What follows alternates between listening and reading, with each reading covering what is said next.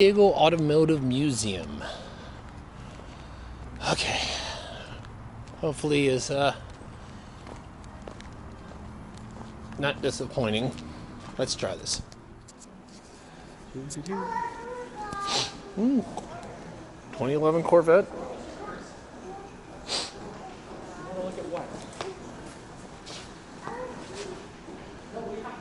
This is a 2021 Ford Mustang convertible. You know, I do think they're cool. I do like them. My issue is it's not practical. You almost need to have another car. That's my issue with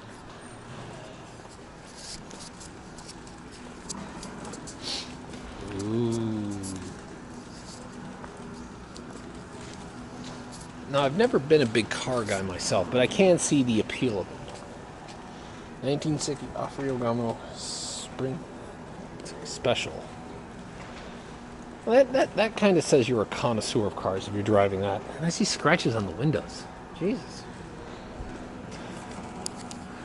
2024 GT. Ooh, that looks sweet. I like how the headlights are set up.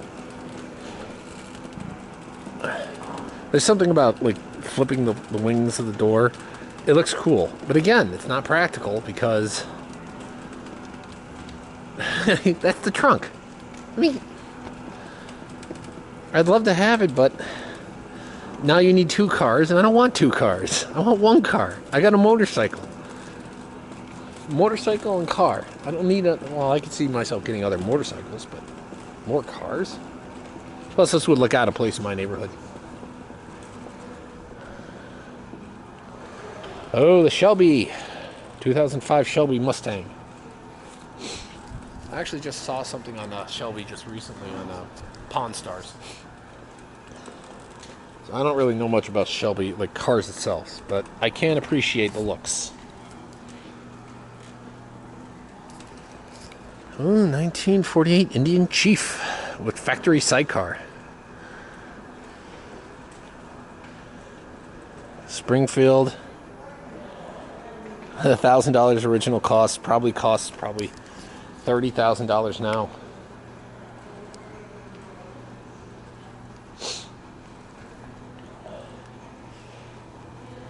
I do like motorcycles. I would not be a fan of the tassels. 1947 Indian Chief. This is where they were starting to, I think, starting to get some style. I mean, I don't like the huge fender that encapsulates the whole thing, but this is I find a little more nicer. I mean, I see the gauges. I do like modern gauges, because modern gauges, you can have the LED look a whole lot nicer. I hated the seats. I hate those seats, personally. But you can start to see the side. If I had this car, I would replace the fenders, change this around, chrome that. Yeah. This one's old. This is probably also very valuable. $130,000.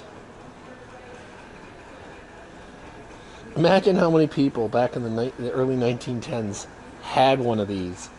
And if you told them, if you just pass it down, you'd be passing down hundreds of thousands of dollars, and like people would go ecstatic for it. I mean, the motor is so simple compared to what it is. Like, even mini bikes today have more power than this thing has. It only has 7. That's the horn.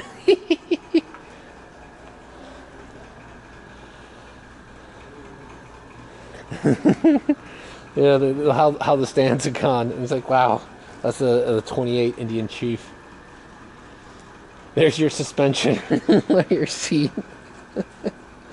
This must have sucked the road. Oh my God. 1942 Army Model 841. They didn't make good motorcycles. You know, I would have figured right back here would a place to actually spruce it up, increase the length so that more could be carried, because I figured that would be something functionally useful for an army bike.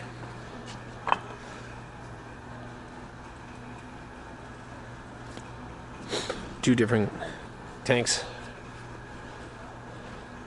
There's your oil.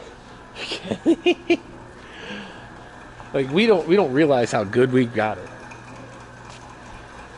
Old gas.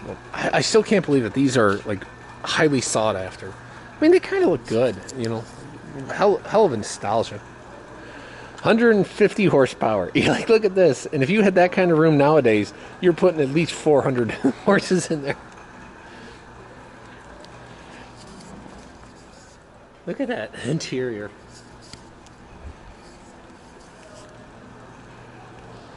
(1963) shit.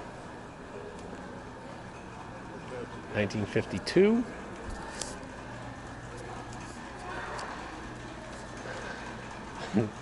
Dice.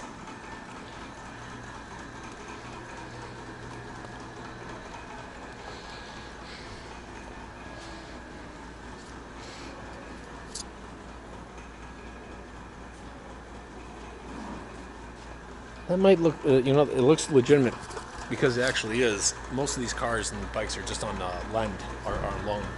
They can write it off on their taxes. Of Steve McQueen.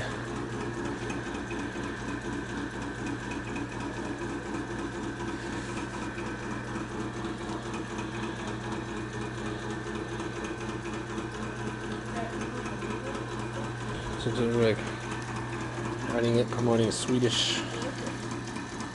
Oh, Steve McQueen. Oh, okay. It's decent. It kind of looks like you can kind of see the forerunner of the Enduro, or even mountain bikes.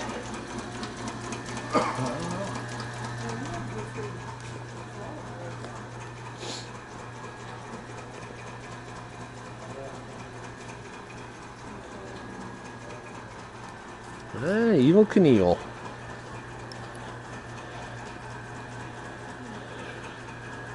Harley Davidson Custom Sportster. Wonder, was he really that tall? Now I wonder how accurate to that his height that actually is. Because it doesn't say that's an original uniform. So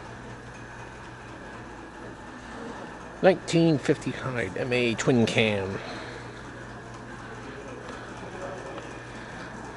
I mean, there's really not a lot of difference between a motorcycle and a car. It's just the scale of it. You know, you got 2 axles, you got 1, you got, you know, obviously a larger motor, which works on the exact same principles. It's easier to get at those than those. Ooh. Styling. Although it looks like you have a little yellowing in the headlights. Jaguar.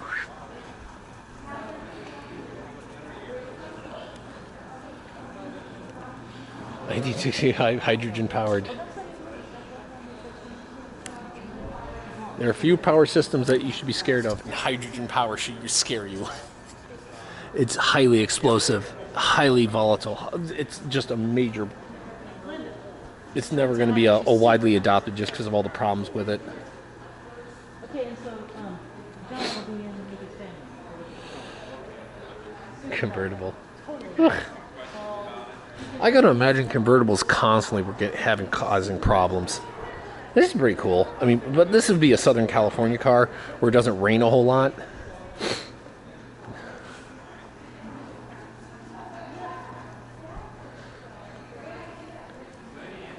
Yeah, anything that says 1942 was made for the Army. See there, the bag's a little bigger. I figured it would be something like that. Unlike what you see in the movies, it's basically impossible to fire a gun while on a motorcycle. You're not going to do it. Well, you can probably fire it, not with any kind of accuracy. It's just not going to happen.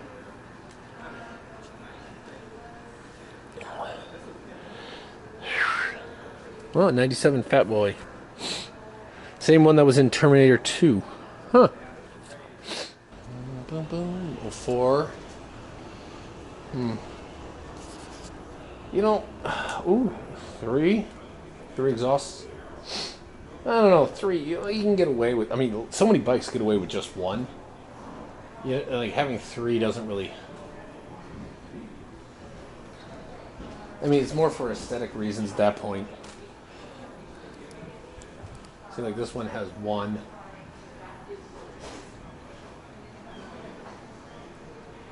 I mean, you run a little hotter. I mean, 2 is probably the max you could do. I do like looking at these old ones, 1910. They're bare bones. No, no luxuries whatsoever.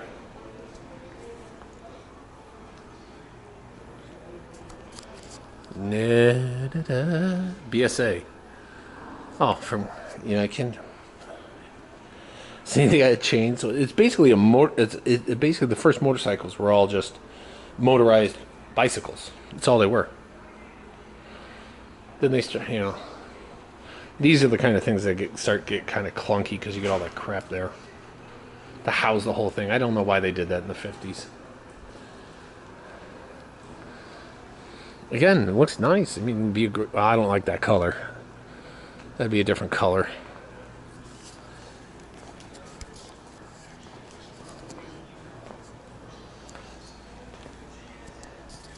'14, 1927, 1930, 1948, 74. Oh, Triumph. They made very well bikes. They're very well. Now this is something. Well, I would do Triumph. I would be willing to buy a Triumph and fix it up, but a lot of people would call that blasphemy. 1938. This baby's seen a lot of wear and tear. Actually, be interesting to get a bike like this, fix it back up because it looks like if it even runs, it needs a lot of work, and then kind of expand on it.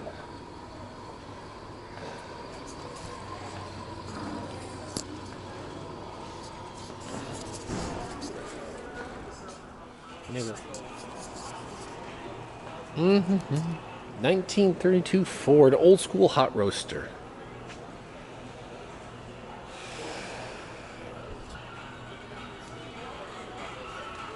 South Bay, 1933.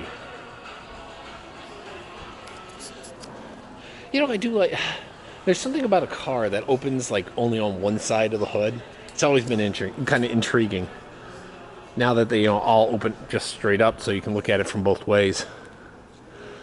Those were I do like the style from those 1933. I understand that like nowadays these are widely sought after, so that people can make hot rods out of them. Midget racer.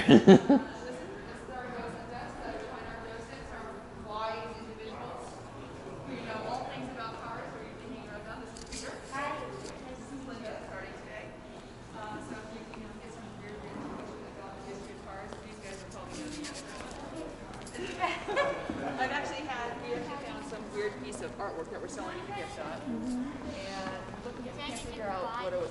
Pieces of an Alfa Romero. Where's the flux capacitor? I only know this movie. I only know the car from. I only know the car from obviously Back to the Future. It hasn't been on the road since 1990. Water bag. Yeah, the radiator, because they needed water cooled. It was a stroke of genius when the guy started using air. I heard the story about that. It was done by, I forget who, in Germany.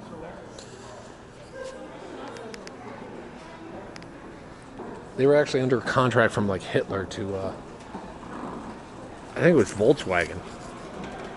And he came up with the idea, like rather to make a really small car.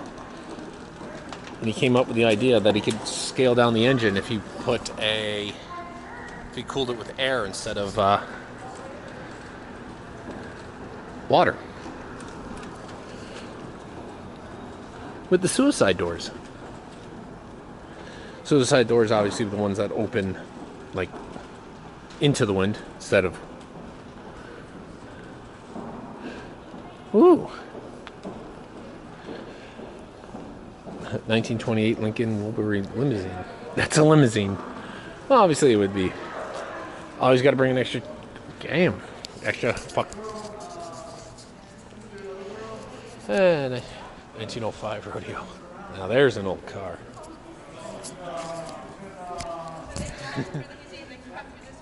I think that's your pressure, not your. That's your pressure, not your speed. Right? Yeah, looks like PSI.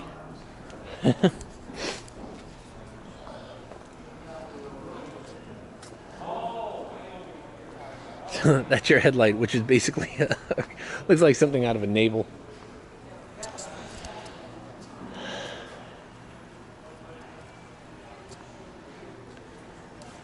Ooh, that looks really, really nice. Except for that crap. Gee, you know, I don't like that. I know that's like the...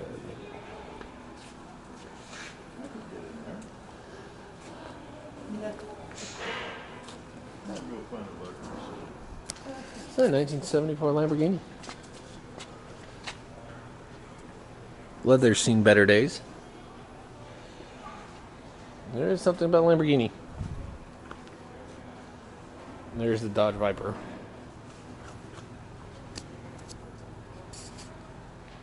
So, it's a nice museum. It's only like $15, so it's kind of, I mean, I guess it's kind of worth it. I would say if they wanted to, they could organize it better to have some kind of theme as you walk around. They have a nice little Indian section where you can learn a lot about Indian motorcycles, but they don't have any other dedicated sections to other things. Or to just kind of more of the history to it. I just wish I saw that. But other than that, it was kind of worth it because it's not too bad. It's not the Comic-Con museum, so. And the airport's nearby.